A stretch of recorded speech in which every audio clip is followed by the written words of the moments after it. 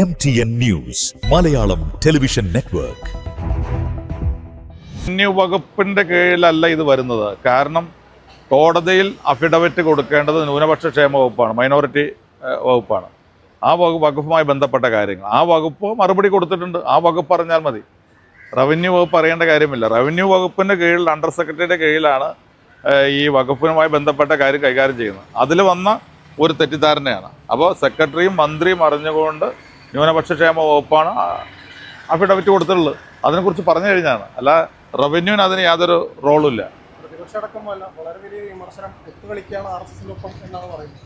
അല്ല, എനിക്കത് മനസ്സിലായില്ല. കാരണം ഇന്നും ഇന്നലെ കണ്ടു അവർ ചെയ്ത കാര്യങ്ങളെക്കുറിച്ച്. കാരണം നിലവിൽ നിയമനം നടത്തേണ്ട 2 ഒഴിവുകളിലേക്ക് നിയമനം നടത്താനുള്ള ഉത്തരവ് ഞങ്ങൾ നൽകും എന്ന് LDF പറഞ്ഞു എന്നുള്ള വാർത്ത ഇന്നലെ പത്രങ്ങളിൽ കണ്ടു. നിങ്ങൾ ശ്രദ്ധിച്ചോ എനിക്കറിയില്ല. അപ്പോൾ LDF ഇത്തരം കാര്യങ്ങളൊക്കെ ചെയ്തിട്ട് ഞങ്ങൾ ഇതിനകത്ത് സെൻട്രൽ ആക്ട് എന്താണ്, ആ സെൻട്രൽ ആക്റ്റിൽ പറയുന്ന നിയമങ്ങൾ എന്താണ്, ഇന്ന ക്ലോസുകൾ എന്താണ്, ആ ക്ലോസുകളെ കുറിച്ചാണ് മെൻഷൻ ചെയ്ത് കൊടുത്തത്. അത് ഞങ്ങൾ കൊടുത്തിട്ടില്ലെങ്കിലും സെൻട്രൽ ആക്ടിൻ്റെ കാര്യത്തിൽ ഞങ്ങൾക്ക് യാതൊരു മാറ്റം വരുത്താൻ കഴിയില്ല. പക്ഷെ ഒരു കാര്യം ഉറപ്പാണ്, ഞങ്ങളാണ്, പ്രത്യേകിച്ച് കോൺഗ്രസ് ആണ് ഈ ഒരു കാര്യത്തിൽ ശക്തമായ നിലപാടെടുത്തത്. വഖഫ് ബോർഡിൽ ഇതര മതവിഭാഗത്തിൽപ്പെട്ട ആളുകളെ വെക്കുന്ന കാര്യത്തിൽ കോൺഗ്രസ്സിന് വ്യത്യസ്തമായ അഭിപ്രായമാണ്. ഒരു കാര്യത്തിൽ അത് ചെയ്യാൻ പാടില്ലാത്തതാണ്. പക്ഷേ ഇത്തരം കാര്യങ്ങൾ ചെയ്യാൻ പാടില്ലാത്തത് ചെയ്യുക എന്നുള്ളതാണ് കേന്ദ്ര ഗവൺമെൻറ്റിൻ്റെ BJP ഗവൺമെൻറ് നിലപാട്. അപ്പോൾ അതിനെതിരെ ശക്തമായ നിലപാടാണ് ഇപ്പോഴും ഞങ്ങൾക്കുള്ളത്. ഞങ്ങൾക്കതിൽ കോംപ്രമൈസ് ഇല്ല. ഈ കോടതിയുടെ അഭിഭാഷകൻ സ്വീകരിച്ച നിലപാട് ഒരു വീഴ്ച പറ്റിപ്പോയത്. കാരണം അത് സുപ്രീം കോടതി ഉത്തരവ് വരുന്നവരെ അല്ലെങ്കിൽ നിലവിൽ അതുമായി ബന്ധപ്പെട്ട കേസ് നടക്കുന്നവരെ ഒരു കാലതാമസം നേരിടേണ്ടതിന് പകരം ഹർജിക്കാർക്കൊപ്പം നിൽക്കേണ്ട ഒരു നിലപാടിലേക്ക് അഭിഭാഷകൻ പോയി എന്നാണ് പരക്കെ ഉയർന്ന വിമർശനം. ഹർജിക്കാർക്കൊപ്പം നിന്നിട്ടില്ല, തെറ്റായ ധാരണയാണ്. ഹർജിക്കാർക്കൊപ്പം എന്തിനാണ് നിൽക്കുന്നത്? അതിനകത്ത് നിലവിലുള്ള സെൻട്രൽ ആക്ട്, ആ ആക്ടിനകത്ത് എന്താണോ പറഞ്ഞിട്ടുള്ളത് അത് മെൻഷൻ ചെയ്തു എന്നുള്ളൂ. അതിനപ്പുറത്തേക്ക് പോയിട്ടില്ല. അത് തെറ്റായ പ്രചരണമാണ്. അതിനകത്ത് യാതൊരു അടിസ്ഥാനമില്ലാത്ത പ്രചരണമാണ്. നിയമം എന്താണോ പറയുന്നത് ആ നിയമത്തിൻ്റെ ഒപ്പം നിന്നു. നിയമം അത് മെൻഷൻ ചെയ്തു എന്നേ ഉള്ളൂ. ലീഡർ നിയമനവുമായി ബന്ധപ്പെട്ട് KSU ഇപ്പോഴും ആ ഒരു നിലപാടിൽ ഉറച്ചു നിൽക്കുന്നു. അതിനെക്കുറിച്ച് KSU സംസ്ഥാന പ്രസിഡന്റ് ഇന്നലെ മുഖ്യമന്ത്രിയെ കണ്ടു.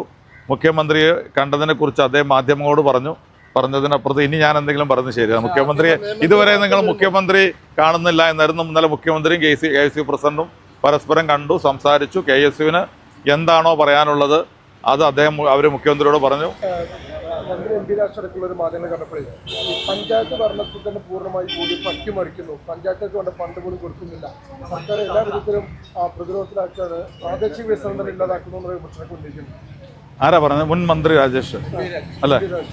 MP രാജേഷ് 100% അങ്ങനെ പറയാനുള്ള ഒരു ധാർമ്മികമായ അവകാശമുള്ള ആളാണ്. കാരണം കഴിഞ്ഞ വർഷത്തെ അവസാന ഗഡു കൊടുക്കേണ്ടത് LDF ഗവൺമെൻറ് ഇരിക്കുമ്പോഴാണ്. ആ ഗഡു കൊടുക്കാത്ത മന്ത്രിയാണ് ഇപ്പോൾ ഈ ഗവൺമെൻറ്റിനെ കുറിച്ച് ഇങ്ങനെ ആക്ഷേപം പറയുന്നത്. അപ്പോൾ അദ്ദേഹത്തിന് അർഹത ഉണ്ടല്ലോ. കാരണം കഴിഞ്ഞ ഗവൺമെൻറ് കാലത്ത് പഞ്ചായത്ത് ഫണ്ടുകൾ ഇതുപോലെ വെട്ടിക്കുറച്ച ഒരു കാലഘട്ടം ഉണ്ടായിട്ടില്ല. 3ാമത്തെ ഇൻസ്റ്റാൾമെൻറ്റ് കൊടുത്തില്ല. കഴിഞ്ഞ ഗവൺമെൻറ് ഇറങ്ങിപ്പോകുന്നത് തദ്ദേശ സ്വയംഭരണ സ്ഥാപനങ്ങൾക്ക് കൊടുക്കേണ്ട 3ാമത്തെ ഗഡു കൊടുക്കാതെയാണ് ഇറങ്ങിപ്പോയത്. എന്നിട്ടാണ് ഇപ്പോൾ ശ്രീ രാജേഷ് UDFനെ വിമർശിക്കുന്നത്. അതുകൊണ്ടാണ് ഞാൻ പറഞ്ഞത് അദ്ദേഹത്തിന് അതിനൊക്കെ ഉള്ള ഒരു അർഹതയും യോഗ്യതയൊക്കെ ഉണ്ട് എന്നുള്ളത് ബോധ്യമാണല്ലോ. അപ്പോൾ അതുകൊണ്ട് അത്രേ അതിനെക്കുറിച്ച് പറയുന്നുള്ളൂ. അല്ല, ഞങ്ങൾ വന്ന് 2 മാസം പൂർത്തീകരിക്കുന്നു. 18-ന് പൂർത്തീകരിച്ച് ഞങ്ങൾ തദ്ദേശ സ്വയംഭരണ സ്ഥാപനങ്ങൾക്കുള്ള ഫണ്ട് കൊടുക്കാനുള്ള എല്ലാ നടപടിയും ഞാൻ മനസ്സിലാക്കുന്ന 1ാം ഘട്ടം കൊടുത്തു എന്നുള്ളതാണ്. തദ്ദേശ സ്വയംഭരണ സ്ഥാപനങ്ങൾക്കുള്ള 1ാം ഘട്ടം കൊടുത്തു എന്നാണ് ഞാൻ മനസ്സിലാക്കുന്നത്. അപ്പോൾ സ്വാഭാവികമായിട്ടും അടുത്ത 2 ഘട്ടങ്ങളായിട്ട് പിന്നെ കൊടുക്കേണ്ടത് അത് കൊടുക്കും. പരമാവധി നിലവിലുള്ള സാമ്പത്തിക ബുദ്ധിമുട്ടുകൾക്കിടയിലും ഞങ്ങളെ സംബന്ധിച്ചിടത്തോളം പഞ്ചായത്തുകളെ സ്ട്രെങ്തൻ ചെയ്യുക എന്നുള്ളത് തന്നെയാണ് UDFൻ്റെ നയം. തദ്ദേശ സ്വയംഭരണ സ്ഥാപനങ്ങൾക്ക് അർഹതമായത് UDF ഗവൺമെൻറ്റിൻ്റെ കാലത്ത് കൊടുക്കും. LDF ഗവൺമെൻറ്റിൻ്റെ കാലത്തുള്ള ഒരു കീഴ്വഴക്കമായിരിക്കില്ല UDFൻ്റേത്. തദ്ദേശ സ്വയംഭരണ സ്ഥാപനങ്ങളെ സ്ട്രെങ്തൻ ചെയ്യുന്ന നടപടിയായിരിക്കും ഞങ്ങളുടേത്. KPCC പുനഃസംഘടനയുമായി ബന്ധപ്പെട്ട പല ചർച്ചകൾ ഇപ്പോൾ KPCC ഭാരവാഹികളൊക്കെ തന്നെ മന്ത്രിമാരൊക്കെയായി KPCCയുടെ പ്രവർത്തനം തന്നെ നിശ്ചലമാകുന്നുള്ള വിമർശനം പലരും പങ്കുവെക്കുന്നുണ്ട്. ഞാൻ KPCC കഴിഞ്ഞ 2 മാസമായിട്ട് KPCC പ്രസിഡന്റ് മന്ത്രിസഭയിലുണ്ട്. പക്ഷേ അതോടൊപ്പം തന്നെ KPCCയുടെ പ്രവർത്തനങ്ങൾ ഇപ്പോൾ കഴിഞ്ഞ ദിവസമാണ് വളരെ വിപുലമായ രീതിയിൽ KPCCയിലും മലപ്പുറം ജില്ലയിൽ ഉൾപ്പെടെ എല്ലാ ജില്ലകളിലും KPCCയുടെ നിർദ്ദേശപ്രകാരം ശ്രീ ഉമ്മൻചാണ്ടിയുടെ ഓർമ്മ ദിനം വളരെ വിപുലമായിട്ട് ആചരിച്ചത്.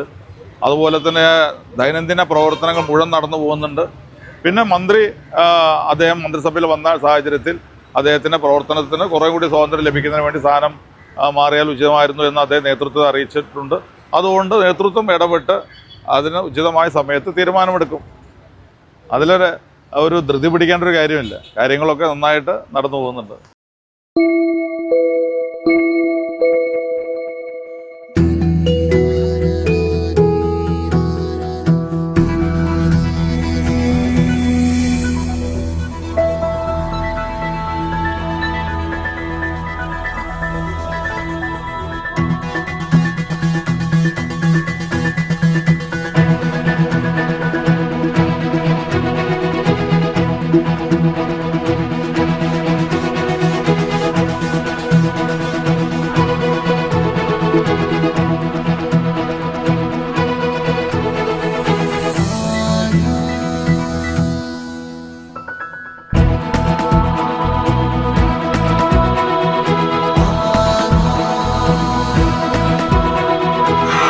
ഹൃദയം പറയും ആധാർ ഗോൾഡ്, കൊണ്ടോട്ടി, പേരാമ്പ്ര, മഞ്ചേരി, ചെമ്മാട്.